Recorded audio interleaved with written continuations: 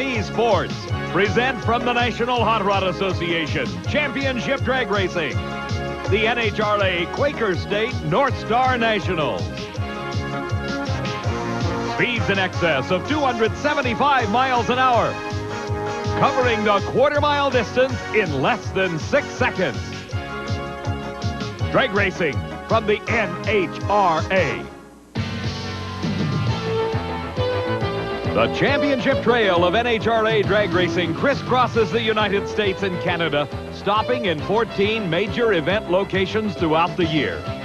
Today, we are in Brainerd, Minnesota, about 3 hours drive north of the Twin Cities of Minneapolis-St. Paul. The state slogan, Land of 10,000 Lakes, is most evident in the tranquil area around Brainerd. Carved out of the wooded countryside, Brainerd International Raceway plays host to a number of major motorsports events on both its drag strip and world-renowned road course. 1 year ago, Big Daddy Don Garlits took another step forward in his successful quest of the NHRA World Championship title when he won the Top Fuel event at the Northstar Nationals.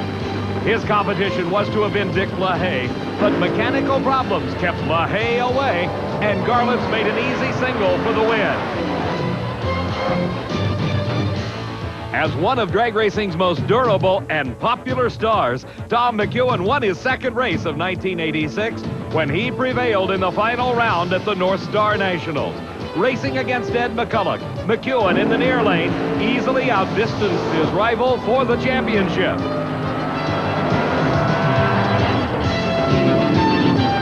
The race at Brainerd a year ago was another mark in the win column of the Pro Stock champion. Bob Glidden, on his way to an unprecedented 7th World Championship, put his Ford Thunderbird on the line against Bruce Allen's Chevy Camaro. The outcome was obvious from the start. Glidden the winner, and eventually the world champion.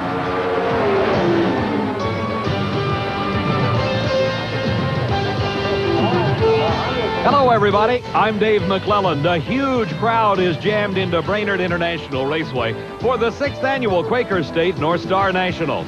A longtime Top Fuel veteran has debuted his new car. For the details, here's Steve Evans.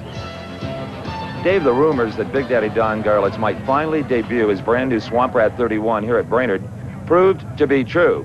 And here it is in all its splendor. Now, at first examination, it looks a lot like Swamp Rat 30 that was recently retired to the Smithsonian in Washington, D.C. Closer examination, though, there are some aerodynamic differences. You see these vents here. They're on either side. They help evacuate air from under the front end, ground effects, if you will, creating some downforce to help keep the front tires on the pavement. There's also a lower body lift for the same reason, to create a certain amount of downforce. Now, back here, just forward of the cockpit, Don has finally installed an onboard computer. He calls it Michael, just because he likes its name. And so far, he and Michael have a good relationship. He says he is learning a lot. Now, the rest of the changes are pretty subtle. The engine is located a bit differently, and the chassis has some tubes that weren't in the old car, but you can't really see those. Unfortunately for Don, in round number 1, he was disappointed. He faced off with his rival from Florida, Darrell Gwynn. They both left the starting line very hard. About 100 feet out, the new car blazed the tires.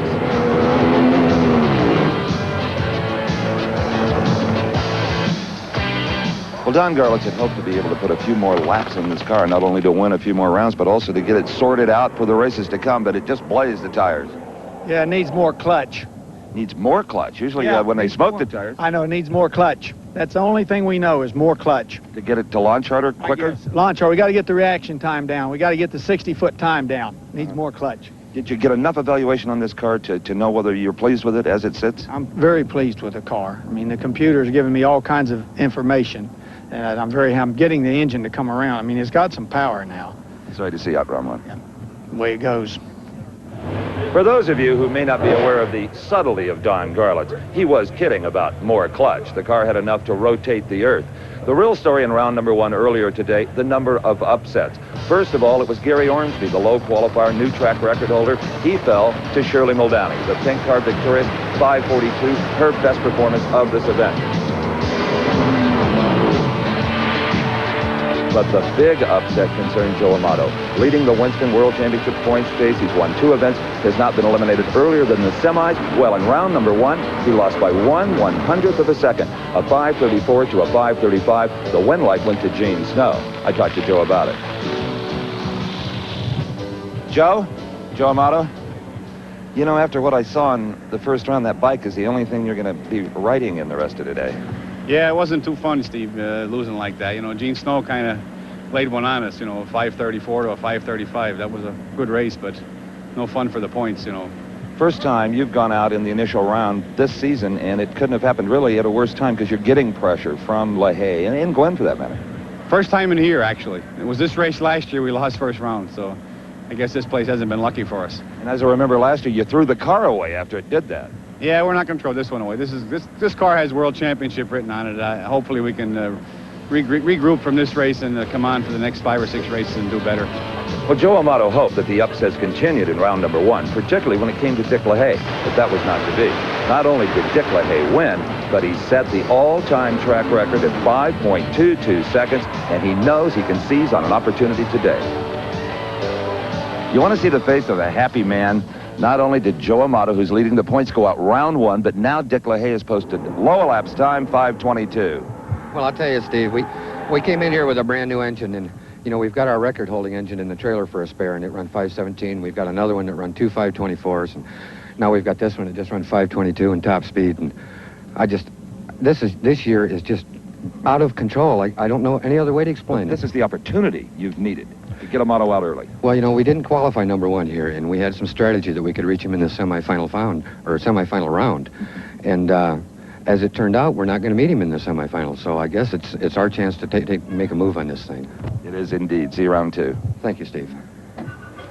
Funny car round 1 was just the opposite of Top Fuel. No upsets there. All the quick guys survived. Kenny Bernstein, Mark Oswald, John Force, Billy Meyer. They'll all see action in round 2 today. Pro stock, well, the Bob Glidden rampage continues. His Ford Thunderbird, a brand new track record, 7:49, and he got to arch rival Butchville in the first round, putting that Pontiac away.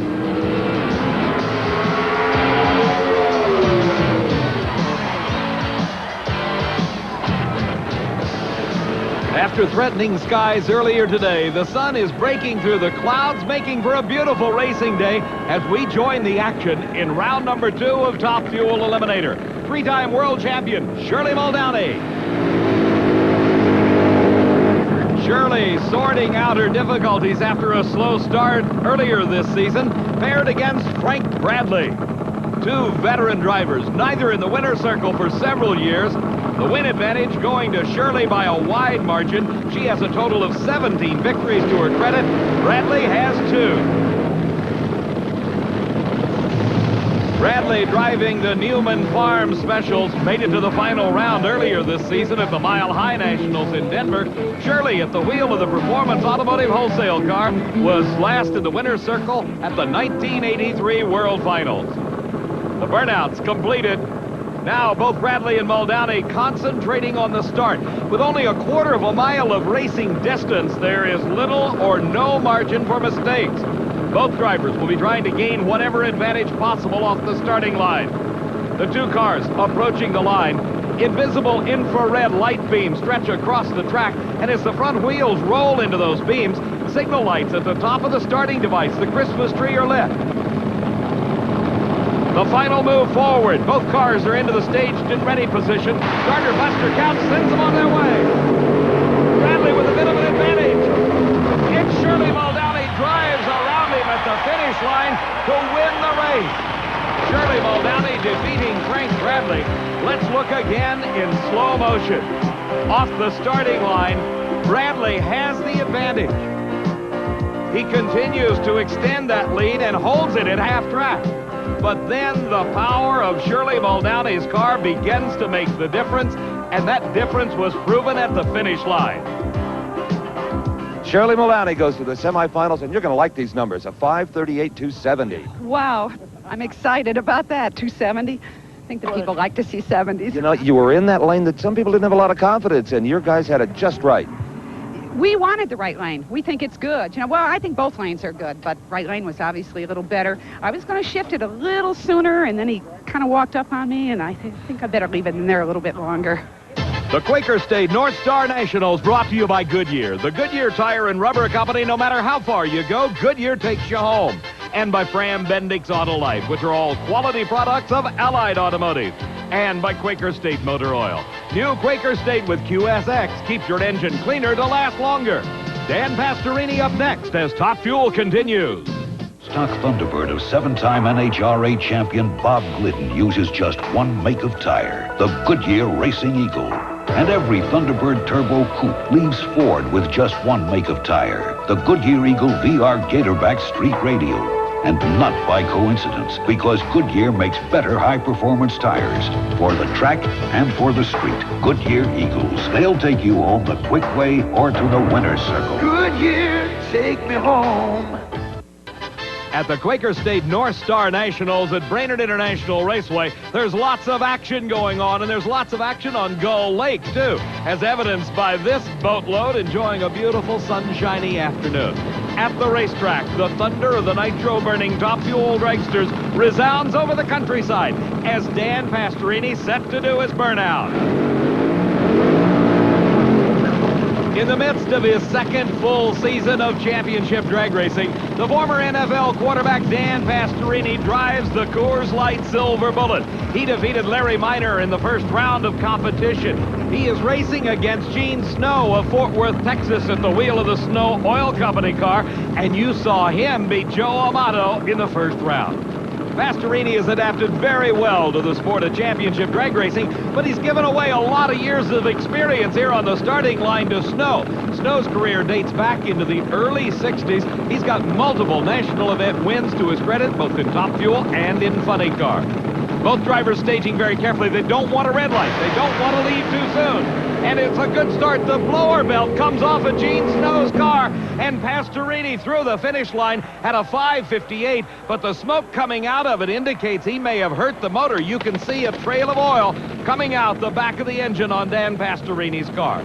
This is Eddie Hill from Wichita Falls, Texas, behind that transparent canopy that covers the full cockpit on Hill's car. The canopy serves basically two purposes. One, it provides some very important aerodynamic streamlining, and secondly, it helps protect the driver from the buffeting that goes on at over 270 miles an hour.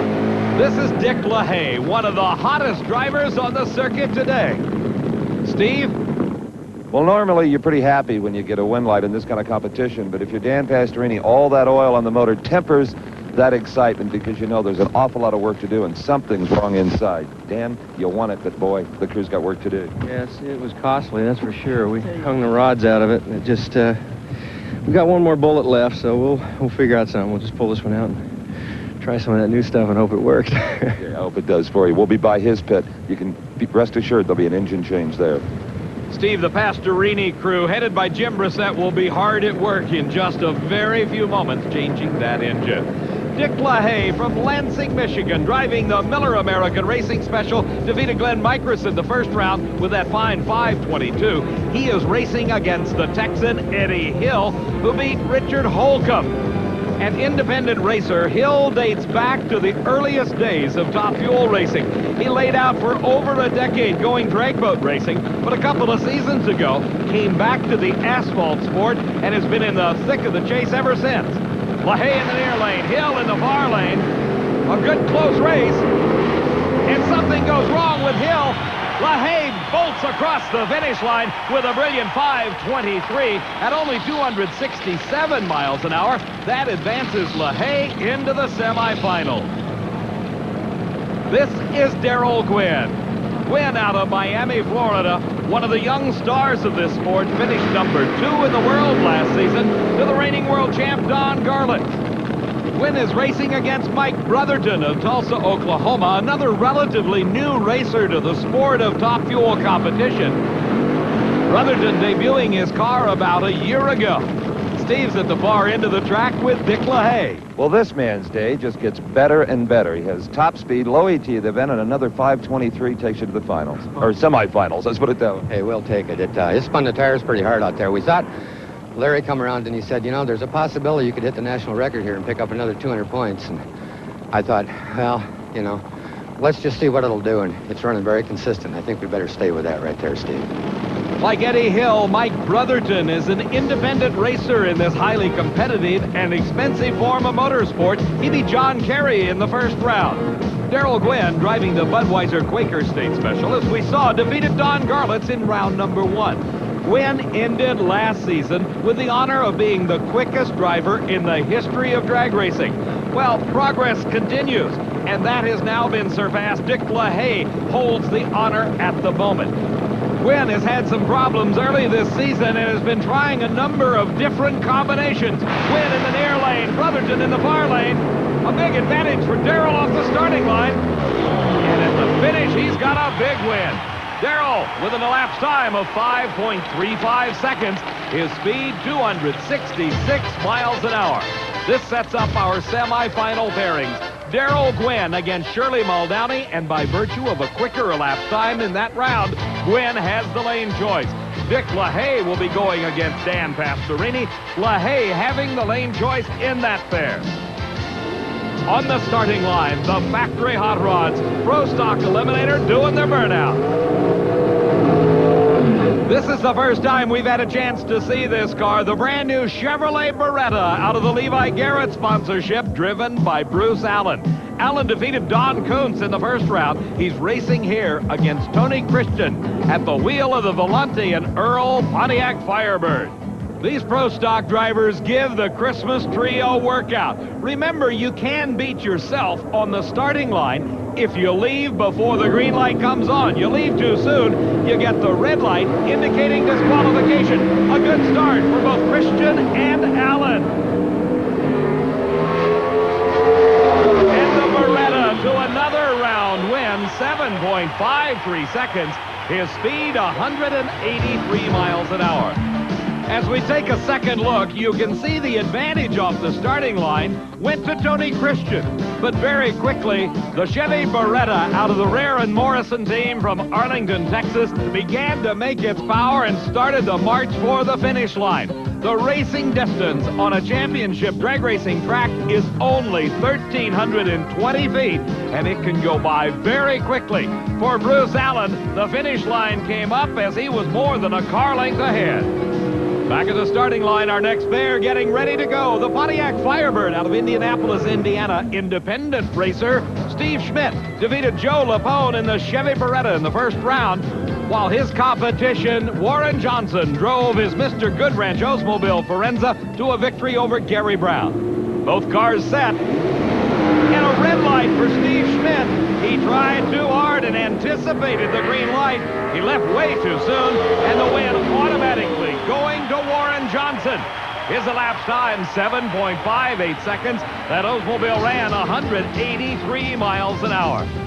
One of the most popular racers of all time, Shirley Muldowney has a special treat for Holly, her own autographed T-shirt. The crew is working on Shirley's car. We'll be coming right back to Brainerd International Raceway with more Pro Stock racing at the Quaker State Northstar.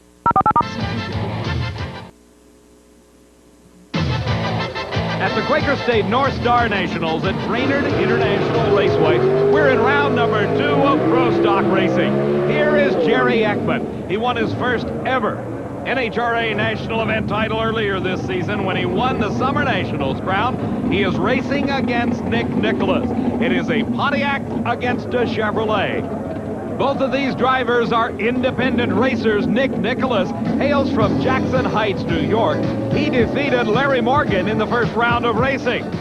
Jerry Ekman comes from Ventura, California. He defeated Lee Dean in his first round matchup.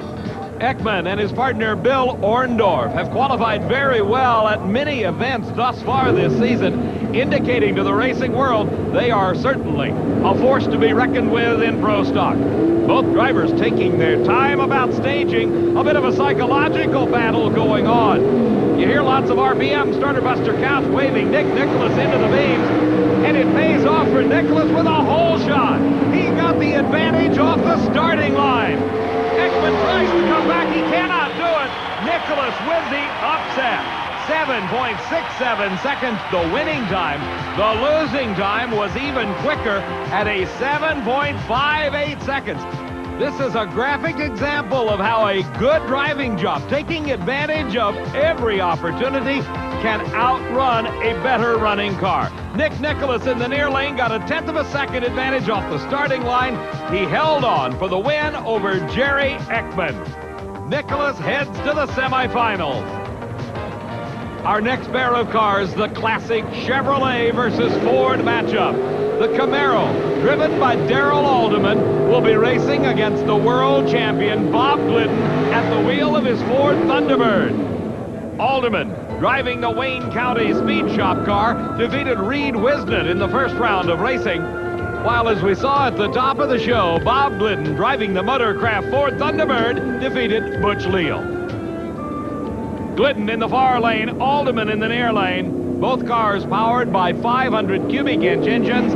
Minimum weight for both cars, 2,350 pounds, including the driver. A good start, a slight advantage going to Alderman. But the Ford's got some horsepower. And it pays off at the finish. Glidden, quickest elapsed time of eliminations, 7.47 seconds at over 185. That sets up our semifinal pairing of Bob Glidden against Warren Johnson. Glidden, by virtue of that elapsed time, having the lane choice. The other pair, Nick Nicholas, will be going against Bruce Allen, and Allen has the lane choice in that race. That brings us to funny car. On the starting line, the world champion, Kenny Bernstein. In the first round of racing, Bernstein, driving the Budweiser King, defeated the Australian Graham Cowan. While his competition at the wheel of the Miller American Special, Ed McCulloch, defeated the defending champ, Tom McEwen. Using a drivetrain similar to those in the top fuel dragsters, the funny cars of modern-day championship drag racing have over 2,500 horsepower on tap under the fiberglass replica bodies of late model automobiles. An Oldsmobile Forenza in the near lane, a Buick LeSabre in the far lane. These tubular chassis cars weigh about 1,900 pounds each and are capable of speeds over 270 miles an hour in the quarter. McCulloch smokes the tires. Bernstein's away. And Bernstein with an easy victory. His elapsed time, 5.57 seconds. His speed over 265 miles an hour. That advances him to the semifinals. In the top fuel pit area, there's one driver that believes in personal attention. Dick LaHaye, under the direction of his daughter Kim, who serves as crew chief on this race car, is checking out his engine. Kenny Bernstein has 3,000 horses under the hood. And Autolite spark plugs to make sure those horses fly. Kenny's crew chief, Dale Armstrong, always uses Autolite because they're durable and have copper in the seal. Autolite, the only plugs with a 2-year unlimited mileage guarantee. When Kenny's running for a championship, he knows what plugs will get him there. International Raceway, the Quaker State Northstar Nationals. We're in round number 2 of Funny Car Eliminator. The number 1 qualifier at this event was Mark Oswald at the wheel of the Candies and Hughes Ford T-Bird. He had a mark of 5.50 seconds. Oswald has been in the winner's circle at this Northstar Nationals event before. Back in 1984, when he won the World Championship crown, Oswald was the funny car champion. He is racing against John Force. Driving the Castrol GTX-sponsored Oldsmobile, John Force won his first ever NHRA national event title, the Grand Nationals, earlier this year. Oswald, at the wheel of the Motorcraft Ford Thunderbird, has yet to win a major event this season. Finished runner-up to Kenny Bernstein at the Summer Nationals earlier this year. Both cars are crew chiefed by longtime veterans in this sport. Leonard Hughes for Mark Oswald. Austin Coyle turning the wrenches for John Force.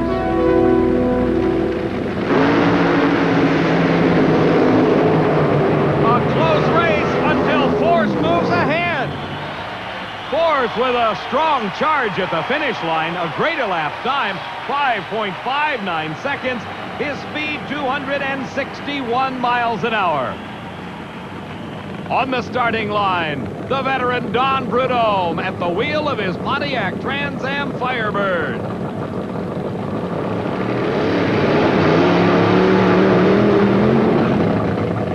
The burnout procedure performed by all drivers, designed to get the tires as hot as they can and as clean as possible. This is Jim White. He'll be racing against Don Prudhomme. Steve? John Force continues at blistering pace of 5:59. Well, she's consistent. Cole's got her right on, and Oswald's one of the guys just like Bernstein. You got to get out early in this race, and he was right out the window, but we took him out. It was great. Looked like you had to steer the car pretty good. She was heading toward the center line. I said, oh, here goes the ball game, but she set down just a shade, and that's it. See you later. John Force, the best interview in drag racing, even if you don't know what he's talking about. Here's Jim White at the wheel of the Mohawk Express out of Tulsa, Oklahoma, racing against Don Prudhomme at the wheel of the Skoal Bandit. Prudhomme in his first round race beat Bruce Larson, while Jim White had one of the big upsets. He defeated Raymond Beadle. Prudhomme had laid out of the sport for a year, coming back at the start of this season, and he's already won one event, the Gator National. Now racing against Jim White, it's Prudhomme in the near lane. And White's got a great start. But lots of horsepower for Prudhomme. 5.66 seconds.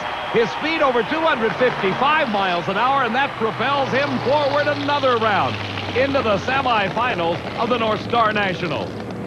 This is Billy Meyer, owner of the Texas Motorplex near Dallas, the site of the upcoming Chief Nationals. You'll be seeing full coverage of that event right here on ESPN. Meyer is racing against John Martin, a Californian that does not devote his full time to the sport of drag racing. He owns a heating and air conditioning company, and the name of his car, the Jam Air Special, is a contraction of that air conditioning business and his name, John A. Martin, hence the Jam Air Special. Meyer drives an Oldsmobile Forenza-bodied car. He has the sponsorship of the folks at Chief Auto Parts. In round number 1, Meyer defeated Jim Head, while John Martin defeated Darrell Amberson. This has been the best season that Martin has enjoyed in the sport of drag racing for a number of years. He has qualified at several events, going to the semifinals at the season's starting Winter National. Meyer in the far lane, Martin in the near lane. Meyer begins to smoke the tires. Martin crosses the center line. Billy Meyer was the automatic winner at that point when Martin went across the center line. He did not back out of it, though. 5.74 seconds. His speed over 257 miles an hour. The semifinal bearings, Billy Meyer against John Force. Force has lane choice with that brilliant 5.59. And Kenny Bernstein will be racing Don Prudhomme. Bernstein having the lane choice in that pair. On the starting line, Dick LaHaye talking with his daughter and crew chief, Kim, about the upcoming semifinal round of Top Fuel Eliminator. At Brainerd International Raceway near Brainerd, Minnesota, I'm Dave McClelland along with Steve Evans. At the Quaker State Northstar Nationals, we're in John Force pit area. The work underway preparing this car for the semifinal round of competition. On the starting line, the engines are already running in our Top Fuel dragsters as Dick LaHaye will race against Dan Pastorini. As we have seen, LaHaye and crew had the mechanical work well in hand, but a lot of work had to be performed on the Dan Pastorini car. As you recall, in round number 2 racing, Pastorini had lots of problems. That carried over into the necessary work between rounds in the pit area, and a valiant effort was made to get this car in competition. Well, there you see the reason why an engine change is going on in Dan Pastorini's pits. A huge hole in the side of that aluminum block, a connecting rod broke, and that's the kind of damage it creates. And this is crew chief Jim Brissett. And Jim, the engine you're putting in, tell us about that. Well, it's a different stroke combination. We've been trying a larger motor, a larger stroke, but we haven't had too much success with it, as you can see. So we're going back to our old combination. A combination you know well. Well, it runs usually in the 30s, which is what we need now, Even though LaHaye's run a little quicker, at least we have some sort of a chance, Sure is a glamorous business, isn't it? Yes, you know that. It's a lot of hard work is what it is. So there goes another $25,000 engine in the frame rails of Dan Pastorini's car. That hard work is paid off thus far. It has gotten Pastorini at least to the starting line to race against Dick LaHaye. Jim Brissett on the Pastorini car making the final adjustments. LaHaye comes into the staging beams. Now Pastorini staged. And LaHaye loses traction. A huge cloud of smoke coming up off the tires. Pastorini across the finish line. Smoke out of the engine. Possible damage again, but it doesn't matter. Dan Pastorini has advanced to the final round, and Dick LaHaye is out of competition. As we look again, you see LaHaye leave the starting line. The tires instantly lose traction, going up in that cloud of smoke. LaHaye lost the race. You know, Dan Pastorini, if you want a good Italian meal, I think I know where you could get one in Pennsylvania at the Amato household for ridding him of Dick LaHaye. Nice job. Thank you. I'll tell you, we heard 2 motors today, and these guys did a heck of a job. We didn't even run this motor before. We got new heads on it. We had no idea where we were. And it just, we're still off a bunch on it, but to have the first run like that and run a 59, I'm really pleased with it. And we didn't hurt anything. We just got some oil blow by, but they'll get it running. While Pastorini heads into the finals, Don Garlits heads home with his brand new Swamp Rat 31. Very enthused about the performance thus far of this car, looking ahead to great things the remainder of the season. Here is Shirley Muldowney enjoying one of her best days thus far this season. She's in the semifinals, and her car has been running in the 5:30s elapsed time bracket. She'll be needing all of that performance, though, as her competitor is one of the toughest in the sport, 25-year-old Darrell Gwynn. But again, as we saw, he experienced some engine problems in the second round, adding to the workload of his crew. All right, here's the damage control report from the Darrell Gwynn pits, and actually things look pretty good. Here's the pistons. They take them out after every run. Now, 7 of these will live to fight again. They're just fine. You see the empty hole there? Well, that rod is in the trailer being fitted with a new piston because one of the rings is tight. Unlike this, the piston got just a little bit too much heat. But all in all, that's pretty good. Some bearings, 3 of those will be replaced, and that's not unusual. One thing they are doing is fitting brand new tires to the automobile. The tires that were on it were pretty good. They had 4 runs on them. That's all Darrell likes to utilize his tires. He then sells them to an alcohol dragster or funny car who gets a good bargain, and Darrell goes in with fresh rubber every 4 runs down the quarter mile. All in all, about as good as one of these cars can look, considering the stress and strain of competition here. The stress and the strain at this Quaker State Northstar Nationals is beginning to show on every racer. Shirley Muldowney, elapsed times in the 5:30s. Darrell Gwynn, his elapsed times in the 5:30s. This could be one of the closest races of the day based on previous performances. Both cars staging very carefully, as we have seen. That start is all important regardless of the category of car. Here you're dealing with engines making 2,500 horsepower or more. And a great race. Oh, so close at the finish. It is Darrell Gwynn moving into the finals to race against Dan Pastorini. 5.39 seconds, 264 miles an hour. Falling off the pace just a little bit. Shirley Muldowney appears in our replay to be experiencing some slight engine problems as she approaches the finish line. That let Gwynn get by for the win. Well, Shirley, you know, that was just a good old-fashioned drag race. He ran a 39, you ran a 44. He runs good. I thought it looks like it might have got a little hot there coming into the lights, and I knew he was there, and that's a good car, but this is also a good car.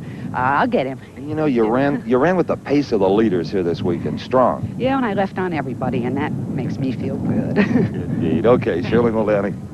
That sets the stage for the Top Fuel final at the Quaker State Northstar Nationals. Dan Pastorini will be racing Darrell Gwynn, and by virtue of the lower elapsed time in the semifinals, Gwynn has the lane choice. On the starting line, the concentration showing in the eyes of Billy Meyer as he gets ready for the semifinal round of Funny Car Eliminator. This quick fact is brought to you by Quaker State. When winter comes to your neighborhood, you'll want to treat your car like your pet. You don't want it to get too cold, so don't park your car facing the wind. You don't want the cold air entering through your radiator, making the engine even colder. On those extreme cold nights, you might want to put a light under the hood to keep your engine warm. Or you can buy a dipstick that also serves as an engine warmer. Some preventative maintenance might help your car start on those real cold mornings. You are about to see the smartest oil change you can make. Introducing a new Quaker State motor oil. Now Quaker State has a revolutionary formula called QSX. QSX fights engine choking sludge better than other leading oils to keep oil flowing to vital engine parts. For a cleaner, longer-lasting engine, change your oil. Really change your oil to new Quaker State with QSX, the smartest oil change you can make. What I find impressive about Ford cars these days is not just the quality, but the variety, especially their performance cars. Cars like the Escort GT, the award-winning Mustang GT, and Motor Trend's Car of the Year, the Thunderbird Turbo Coupe. These cars perform. They're comfortable, quick, and they handle. And you don't have to have driven racing cars to appreciate that. Have you driven a Ford lately? This is one of the most unusual schools around, a school for drag racing. And Frank Hawley, who runs it, pushes drivers and cars to the limit. That's why he uses parts that can take a lot of pressure, like Fram oil filters. He knows with a cheap brand there could be problems, like leaking gaskets and maybe even big engine trouble. So Frank thinks it's worth paying a little more for a Fram oil filter. After all, isn't it better to spend a little now instead of a lot later? There's lots of action on and off the track at the Quaker State Northstar Nationals. You're looking at Dan Pastorini's pit area. This is what they call normal maintenance. Taking an engine apart, checking it, making sure it's all okay before he comes to the starting line to race Darrell Gwynn in the Top Fuel Final. Here's the semifinal of Funny Car Eliminator. It is John Force in the far lane against Billy Meyer in the near lane. Meyer's competition is quite a story. John Force started as a truck driver, decided he wanted to go drag racing. He has been ultimately successful. He has been to the final round of NHRA national events 11 times.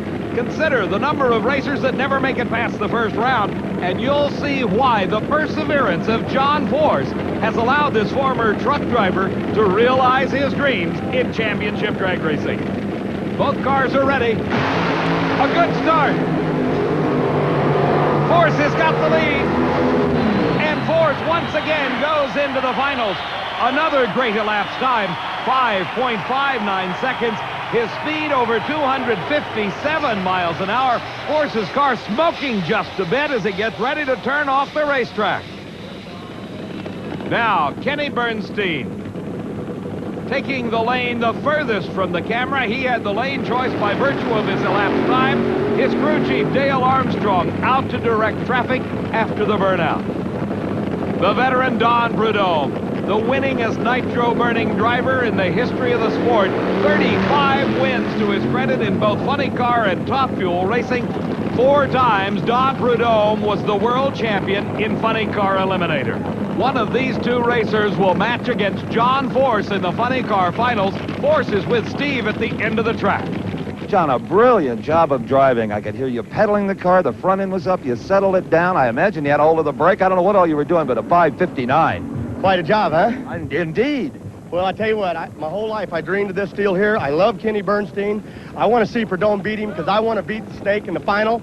And if I don't get him, I'll take Bernstein. But I really want to beat Don Prudhomme. He's my hero. Either way, it's going to be fun when John Force is involved. Steve, absolutely incredible, the words from John Force. Prudhomme in the near lane, Bernstein in the far lane. Neither driver thinking of John Force at this very moment. The important thing here is to win this race. A great start. Look at Bernstein. Easily outdistancing Prudhomme with the quickest elapsed time of funny car racing. 5.54 seconds. His speed, 265 miles an hour.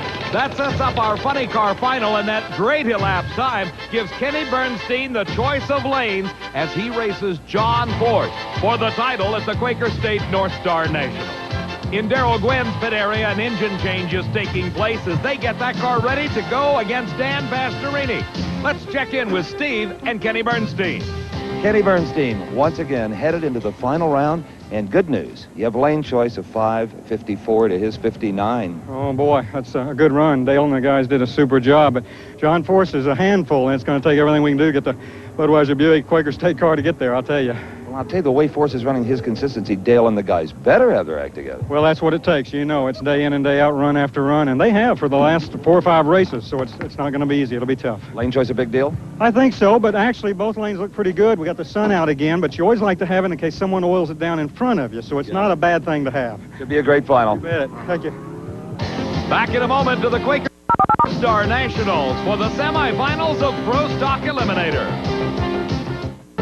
Another engine change taking place as John Force replaces the racing motor under the fiberglass body as he gets his car ready for the final round appearance against Kenny Bernstein. On the track, it is the semifinal round of Pro Stock Eliminator. Pontiac versus Chevrolet. In the lane furthest from the camera, the new Chevy Beretta of the Rare and Morrison team out of Arlington, Texas. The car driven by Bruce Allen. In the lane nearest the camera, the Pontiac Firebird, the Trans Am of Nick Nicholas from New York State. It was a long, dry spell for Chevrolet in the winner's circle of Pro Stock Eliminator until that was broken by Jerry Ekman at the recent Summer Nationals when he defeated Bruce Allen for the title. Allen at that time was driving the previous Chevy Camaro of the Rare and Morrison team. Now they've gone through their sorting out process on this new Beretta, and it is Nick Nicholas attempting to stop him here in the semifinals. The burnouts are over for both drivers, and now, with their hands on the shifting levers of the 4-speed planetary-type transmissions, both drivers approach the starting line for the staging procedures, trying to gain that all-important advantage right at the start that may give them the win at the finish line. Nicholas in the near lane, Allen in the far lane, and a great hole shot for Allen. Way ahead of Nick Nicholas. Allen goes into the finals of the Northstar Nationals for the third consecutive year. 7.57 seconds. His speed, 183 miles an hour. The next pair of cars beginning their burnouts. This is Bob Glidden at the wheel of the Thunderbird. That number 1 on the window of that Ford indicates he finished in the top spot in the World Championship chase last year. Here, the number 2 on the side of the Oldsmobile of Warren Johnson indicates he finished second to Glidden in the World Championship points chase. Let's go to Steve. Well, Bruce Allen has been telling us the last few races he's been practicing his driving. A magnificent hole shot, only 300s off the light, and a nice 757 to go with it. Yeah, it was a little slippery out there that time for us, a little shaking and a little spinning going on, but getting down here first is the most important thing, and just glad we could do that. And this Beretta is still relatively a new car. It's a pretty nice car, so Chevrolet here is coming around pretty good for us, so we're real happy with it. Our engine's running good. We've got lots of power here. We've been working pretty hard, and just got one other guy out here that seems to be showing us up. A guy in a Ford. Yeah, I think it's red and white. I think it is. Let's have a look and see how he does in the semis. Steve, it's not hard to miss the red and white T-Bird in the far lane. Warren Johnson wishes he may have been able to avoid him, but he can't as they're racing each other here in the semifinals. Bob Glidden, Warren Johnson. The winner earns the right to race Bruce Allen for the championship. A great start. Identical reaction times for both drivers. And it's Bob Glidden by just a couple of inches. Glidden defeats Warren Johnson. Identical elapsed times. 7.58 seconds at 184 miles an hour. Look how close this is. Glidden actually had the advantage off the starting line by only 5 thousandths of a second. As they came down the track, it was side by side. The Ford in the far lane, the Oldsmobile in the near lane, as close as you could ask for. As they approached the finish line, the electronic judge was waiting. 1,320 feet away from the starting line, Bob Glidden gets there first. That's how close it was. 7:58, identical elapsed times. Johnson off the mark on speed by only 2 miles an hour. Bob Glidden goes into the finals to race Bruce Allen, but by virtue of the quicker ET, Bruce Allen will have the lane choice in the last round. The final rounds coming up next here at Brainerd. Sunday, September 6th on ESPN. Quaker State Northstar Nationals, 1 race remains in each of our 3 pro categories. In Pro Stock Eliminator, number 1, the man that has won more national event titles than any other racer in history, Bob Glidden, goes off against Bruce Allen. The interesting thing about Glidden, his car is crew chiefed by his wife, Etta. Earlier, Steve talked with her. Everybody who follows drag racing, even in the slightest, knows the contributions that this lady, Etta Glidden, makes to her husband's many world championships in pro stock. But I would like to know the many faces of Etta Glidden. What else do you do? What other interests do you have? Oh, I have a lot of interests. I like to cook. I like to read, and I'm not particular about what I read. I read about anything. I just enjoy reading. I bowl. For your own sanity. Yes, for your own sanity. When you take some time away, sometimes you come back with a little fresher look. I think so, yes. You get a little fresher outlook on what you're doing and what you're supposed to be doing. You know, there's so much that has to be done that sometimes you lose sight of what you're really doing at the moment. Neither of these two men are losing sight of what they're doing this moment. They're racing in the finals of Pro Stock Eliminator. Bruce Allen in the far lane in the Chevy, the Ford in the near lane, and Bob Glidden. Bruce Allen with the advantage off the starting line. And Glidden's car begins to smoke. Bruce Allen with the upset win. Allen in the new Chevy Beretta takes home the title, 7.53 seconds. His speed, 183 miles an hour. Our slow motion replay shows you the advantage that Bruce Allen built up off the starting line, nearly 2/100ths of a second. It was close for a while, and then problems began to set in for Bob Glidden. The problems indicated by the smoke pouring out from the back of the T-Bird. That let Bruce Allen pull ahead. He stayed ahead and crossed the finish line, the big winner. The crowd, Bruce Allen, is still roaring. They sense the resurgence of Chevrolet and Pro Stock. What a victory for you. What a leave off the starting line. I can't tell how happy I am for Chevrolet, Levi Garrett, Buddy and Dave. All the guys at the shop, we've been working hard. I mean, this is great. I'm the happiest guy you've ever seen. As always, Bruce Allen and the low-key approach to victory. Funny car eliminator, John Force in the near lane, Kenny Bernstein in the far lane. Very close in their elapsed time performance throughout this event. Bernstein, by just a few hundredths of a second, won the lane choice, and he took the lane the furthest from the camera. The final staging procedures for the day for these two racers, and a great start by Bernstein. Bernstein thunders through the quarter mile. His elapsed time, 5.60 seconds. His speed, 264 miles an hour. In replay, you can see Bernstein gaining a bit of a whole shot advantage over Force. Very quickly, the horsepower of Bernstein's car comes into play. He pulls ahead of John Force, and as they cover the last half of the quarter mile, Bernstein continues to extend his lead until he crosses the finish line in victory. 560 to a 64. Oh, it was a good race. I knew it would be. Again, Dale and the guys, they did it. They're great. This has been a special racetrack for you. A few years ago, it got you on the winning track. You know, Steve, really, probably the honest truth is, when we came here and won, and we weren't qualified for that Bud shootout that weekend, okay? Yeah. That was probably started the Budweiser King on its roll for what we've been lucky enough to be fortunate the last 3 years, right here. Okay, a special man, Kenny Bernstein, headed for what may be his third, probably will be his third World Championship. One race remains. We'll be right back with the Top Fuel Final. To Joe Amato, this isn't a quarter mile of road. To him, it's a battlefield. And to prepare for the fight, Joe's crew chief, Tim Richards, uses Fram oil filters that can stand up to engine-killing dirt and grit.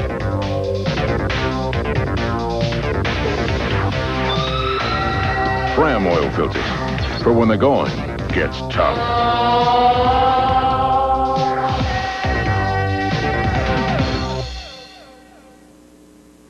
This new Thunderbird Intercooled Turbo Coupe is powered by one of the most technically sophisticated engines available.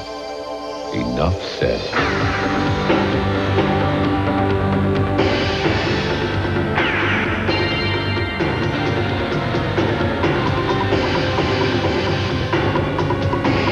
This is the new Thunderbird Intercooled Turbo Coupe. Now get 1.9% financing or a $600 cash bonus on Ford Thunderbird. Gwynn against Dan Pastorini. Gwynn starting his burnout procedure ahead of the former NFL quarterback. The crew starting Pastorini's car, and there's something wrong. It's very obvious. The engine having difficulties. Jim Brissett bent over the front of the motor. The crewman saying, wait a minute. They're looking at it. And it appears to be something is wrong. Brissett moves everybody away. And it looks like they're going to shut off the engine in Pastorini's car. That means a single run for Darrell Gwynn. he automatically wins the event. All he's got to do is make that pass down the racetrack. Dan Pastorini has to be disappointed as he unbuckles the safety harness and climbs out of the tight confines of that cockpit of the top fuel dragster. Darrell Gwynn's got to be a happy man. He knows it is a free ride to the victory circle. With Pastorini out of competition, dejectedly sitting and watching, Darrell Gwynn streaks down track. He still thunders through with a 5:51 at only 206 miles an hour. But what a victory for the team of Kenny Bernstein and Darrell Gwynn, and what a disappointment has to be registering with Dan Pastorini. This marks the second time this season that we have seen Pastorini in the final round of an event covered here on ESPN. Earlier, it was the Winston All-Star race. And what a disappointment. We did not get to see Dan Pastorini match up against the winner, Darrell Gwynn. For Pastorini, a long, hard day of work. For Darrell Gwynn, a much sought-after and coveted victory. His second of the season. For Pastorini, his second runner-up spot this year, and a hug from his lady. Well, today in Minnesota, you can color the winner's circle red. First Kenny Bernstein, now teammate Darrell Gwynn. Very few drivers in their careers have a single in a final round. No, they've won a race before they leave. That's true, and these races I'm beginning to learn are a lot harder to win each and every day, and we'll take them any way we can get them. It's a big win here for me and Kenny in front of our Quaker State people, and we really enjoyed it here this weekend. Were you aware of Pastorini's problems, or did you wait and see the single run sign from the officials? Buster and my dad both told me that there was a single run, but I owed it to myself and the crew. They did a heck of a job all weekend, and we made some changes. We wanted to see how it did. I didn't run it all the way through, but I run it through enough to where we can tell what's going on. And you gained some valuable points. Yeah, that's important. Amato went out early, Aleje went out early, and no matter what, we're right in the thick of things. And, you know, we didn't